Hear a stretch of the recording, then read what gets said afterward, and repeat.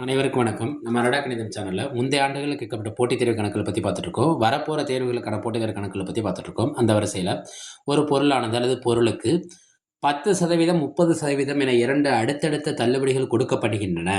இந்த 2 தள்ளுபடிகளுக்கும் சமமான ஒரே தள்ளுபடியின் மதிப்பு கேட்டிருக்காங்க. 2 விதமான தள்ளுபடி ஒரே பொருளுக்கு கொடுக்கப்பட்டா, தள்ளுபடினாலே நம்ம முந்தைய வீடியோக்குள்ள சொன்ன மாரி தள்ளுபடி நம்ம என்னன்னு எடுத்துக்கிறோம்னா, தள்ளுபடிய நெகட்டிவா எடுத்துக்குவோம். 2 ஒரே குறிய பெருக்குனா நம்மளுக்கு என்ன கிடைக்கும்? பிளஸ் கிடைக்கும். இத தெரிஞ்சு வச்சுக்கோங்க. இது கணக்குக்குள்ள புரியும். இதோட ஷார்ட்கட். ரைட்டா? 2 தள்ளுபடி குடுக்குறாங்க. ஒரு தள்ளுபடிக்கு நான் பேரு எக்ஸ்ன்னு வச்சிருக்கேன். இன்னொரு தள்ளுபடிக்கு பேரு நான் என்னன்னு வச்சுக்கிறேன்? ஒய்ன்னு வச்சுக்கிறேன். நான் ஏன் -x, -yன்னு போடுறேன்னா, இது தள்ளுபடி. தள்ளுபடிங்கிறது நம்மளுக்கு வரவுல வராது. இதுல குறிக்கப்படும்.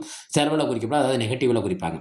இந்த 2 போட்டேன்னா, இந்த 2யும் பெருக்குனா நம்மளுக்கு என்ன வரும்? பிளஸ். அப்ப யாரையும் பெருக்கணும்? இந்த 2யும் பெருக்கி அதை எதால வகுத்துக்கணும்? 100ஆல வகுத்தரணும். இவ்வளவுதான். இது நம்ம லாப நட்ட கணக்கு நம்ம முந்தைய வீடியோக்கள்லையும் போட்டிருக்கோம். இதை எப்படி நம்ம அப்ளை பண்ணுறதுன்னு. இப்போ மறுபடியும் சொல்கிறேன்.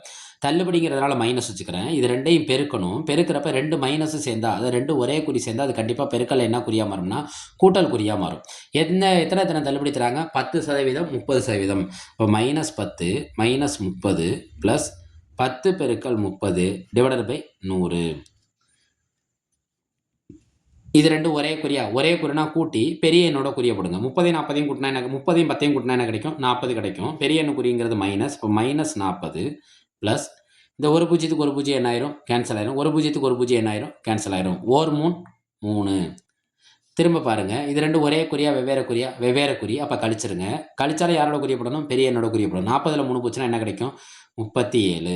மைனஸ் வந்தாலே அது லாப நட்ட கணக்குல நஷ்டத்தை குறிக்கும். வியாபாரத்தில் அது எதை குறிக்கும்னா தள்ளுபடியை குறிக்கும். அப்ப இரண்டும் சேர்ந்த சமமான ஒரே தள்ளுபடி மதிப்பு என்னன்னா 37%. இந்த மைனஸ் வந்ததுனால வியாபார கணக்குனா அது கண்டிப்பா எதை குறிக்கும்? தள்ளுபடி.